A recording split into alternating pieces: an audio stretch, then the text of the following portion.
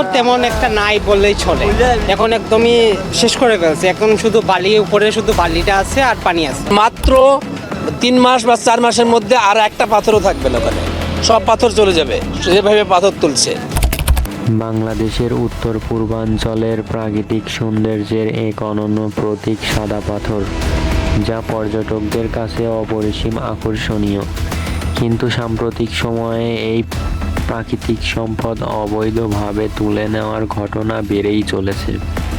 স্থানীয় সূত্রে জানা যায়, রাতের অন্ধকারে অসাধু চক্র নৌকা বা ট্রাক ব্যবহার করে বিপুল পরিমাণ সাদা পাথর চুরি বা পাচার করছে। এতে একদিকে যেমন প্রাকৃতিক সৌন্দর্য নষ্ট হচ্ছে, অন্যদিকে সরকারি রাজস্ব হারানোর ঝুঁকিও দিন দিন বেড়েই চলছে।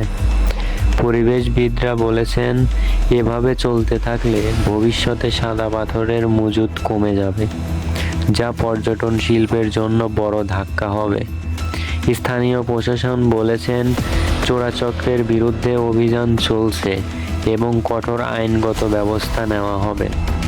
তবে এলাকাবাসীদের দাবি, শুধু অভিযান নয়, নিয়মিত নজরদারি ও সচেতনতা বৃদ্ধি ছাড়া সাদা পাথর রক্ষা করা সম্ভব নয়। আপনি যদি সমাজের পরিবর্তন চান, তাহলে ভিডিওটিতে লাইক, কমেন্ট এবং শেয়ার করুন এবং ব্রেকিং বাংলা বিডি ইউটিউব চ্যানেলকে সাবস্ক্রাইব করে পাশে থাকুন।